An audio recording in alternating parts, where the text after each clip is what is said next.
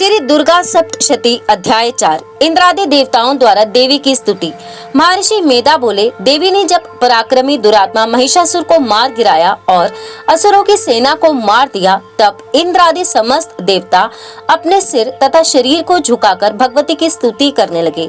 जिस देवी ने अपनी शक्ति से यह जगत व्याप्त किया है और जो संपूर्ण देवताओं तथा महर्षियों की पूजनीय है, उस अंबिका को हम भक्ति पूर्वक नमस्कार करते हैं। वह हम सबका कल्याण करे। जिस अतुल प्रभाव और बल का वर्णन भगवान विष्णु, शंकर और ब्रह्मा जी भी नहीं कर सके, वही चंडिका देवी इस संपूर्ण जगत का पालन करे और अशुभ भय का नाश करे। पुण्यात्माओं के घरों में तुम स्वयं लक्ष्मी हो और पापियों के घरों में तुम अलक्ष्मी रूप हो, और सतकुल में उत्पन्न होने वालों के लिए तुम लज्जा रूप होकर उनके घरों में निवास करती हो। हम दुर्गा भगवती को नमस्कार करते हैं। हे देवी, इस विश्व का पालन करो। हे देवी, हम तुम्हारे अचिंतनीय रूप का किस प्रकार वर्णन करें। असुरों का नाश करने वाले भारी पराक्रम तथा समस्त देवताओं और दैत्यों के विषय में जो तुम्हारे पवित्र चरित्र हैं, उनका हम किस प्रकार वर्णन करें। हे देवी, त्रिगुणात्मिका होने पर भी तुम संपूर्ण जगत की उत्पत्ति का कारण हो।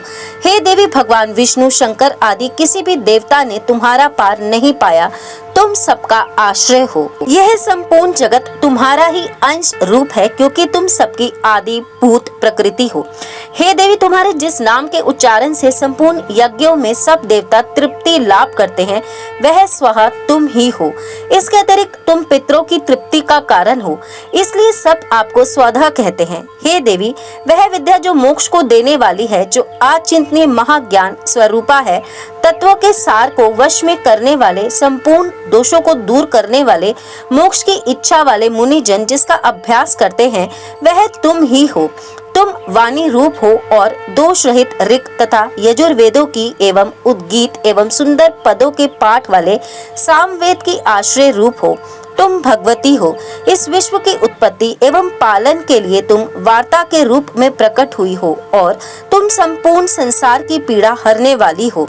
हे देवी, जिससे सारे शास्त्रों का जान जाता है, वह मेधा शक्ति तुम ही हो और दुर्गम भव सागर से पार करने वाली नौका भी तुम ही हो। लक्ष्मी रूप से विष्णु भगवान के हृदय में निवास करने वाली और भगवान महादेव द्वारा सम्मानित गौरी देवी तुम ही हो। मंद मुस्कान वाले निर्मल पूरनचंद बिंब के समान और उत्तम सुवर्ण की मनोहर कांति से कमनीय तुम्हारे मुख को देखकर भी महिषासुर क्रोध में भर गया। यह बड़े आश्चर्य की बात है। और हे देवी, तुम्हारा यही मुख जब क्रोध से भर गया तो उदय काल के चंद्रमा की भांति लाल हो गया और तनी हुई बोहों के कारण विकराल रूप हो गया। उसे देखकर भी महिषासुर के शीघ्र प्राण नहीं निकल गए। यह बड़े आश्चर्य की बात है। आपके कुपित मुख के दर्शन करने वाला भला कौन जीवित रह सकता है।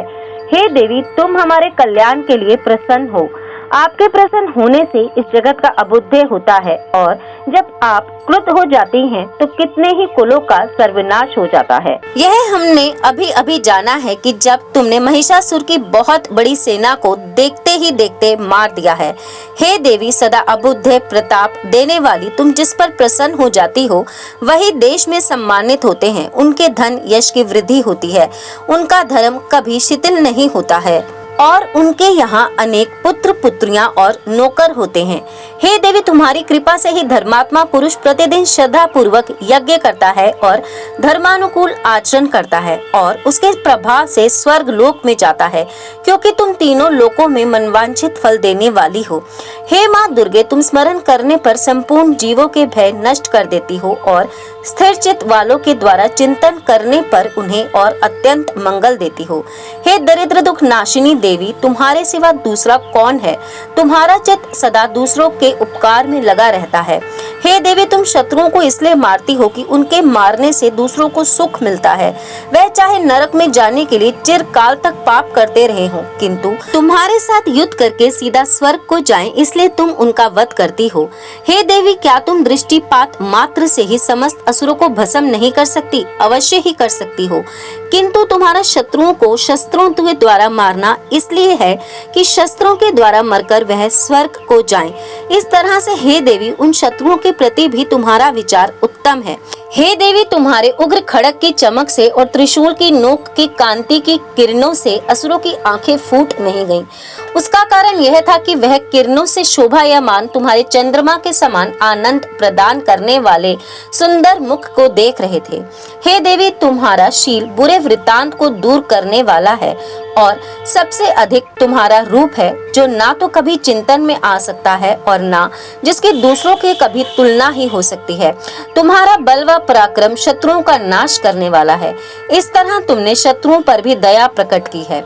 हे देवी, तुम्हारे बल की किसके साथ बराबरी की जा सकती है तथा शत्रुओं को भय देने वाला इतना सुंदर रूप भी और किसका है।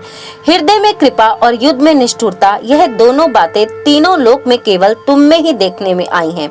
हे माता, युद्ध भूमि में शत्रुओं को मारकर तुमने उन्हें स्वर्ग लोक में पहुंचाया है।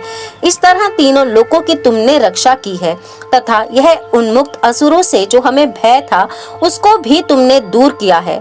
तुमको हमारा नमस्कार है। हे देवी, तुम शूल तथा खड़ग से हमारी रक्षा करो तथा घंटे की ध्वनि और धनुष की टंकार से भी हमारी रक्षा करो। हे चंडिका, आप अपने शूल को घुमाकर पूर्व, पश्चिम, उत्तर तथा दक्षिण दिशा में हमारी रक्षा करो।